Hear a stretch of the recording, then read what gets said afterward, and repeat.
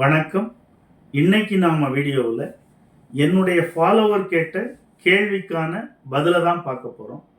கேள்வி என்ன அப்படின்னா, அவங்களுக்கு திருமணமாகி 20 வருடம் முடிவடைந்து விட்டதாகவும் 1980களில் தந்தை வழி தாத்தா சொத்து இவங்களுக்கு ஒரு உயில் மூலமாக வந்ததாகவும், அந்த உயிலில் என்ன சொல்லப்பட்டிருக்கு அப்படின்னா, ஒரு நிலம் இருக்குது, அந்த நிலத்தை இவங்களுக்கும் இவங்களுடைய சகோதரருக்கும் அந்த நிலத்தை பொறுத்து அந்த உயில் எழுதப்பட்டிருக்கிறதாகவும், இன்னொரு வீடும் அந்த வீட்டை சுற்றி உள்ள கொல்லையும் அதை அவருடைய சகோதரர் பேருக்கு மட்டும் எழுதியிருக்கிறதாகவும், இப்போ பெண்களுக்கு நிறைய சொத்துரிமைகள்லாம் வழங்கப்பட்டிருக்கிறதாகவும், அப்படி வழங்கப்பட்டதுனால இன்னைக்கு இருக்கக்கூடிய பெண்களுக்கான சொத்துரிமையெல்லாம் வைத்து பார்க்கும்போது அந்த உயிலில் அவங்களுக்கு ஏதாவது உரிமை கோர முடியுமா அப்படின்னு கேட்டிருக்காங்க.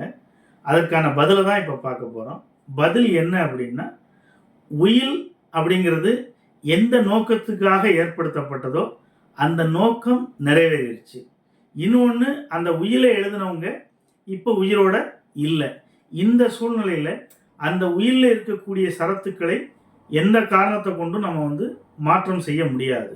சொத்துக்கள் சொத்துரிமைகள் வழங்கப்பட்டிருந்தா கூட அந்த உயிலை ஏற்படுத்தினவங்க இப்போ உயிரோடு இல்லாத நிலையில் அந்த உயிலில் உள்ள சரத்துக்களை பொறுத்து எந்தவித மாற்றத்தையும் ஏற்படுத்த முடியாது அப்படிங்கிற விஷயத்தை தெரிஞ்சுக்குங்க. இந்த வீடியோ பிடிச்சிருந்தா லைக் பண்ணுங்க. உங்களுக்கு சந்தேகங்கள் இருந்தால் கமெண்ட் பாக்ஸில் கேளுங்க. ரொம்ப பிடிச்சிருந்தா பெரிய அளவில் ஷேர் பண்ணுங்க. நன்றி, வணக்கம்.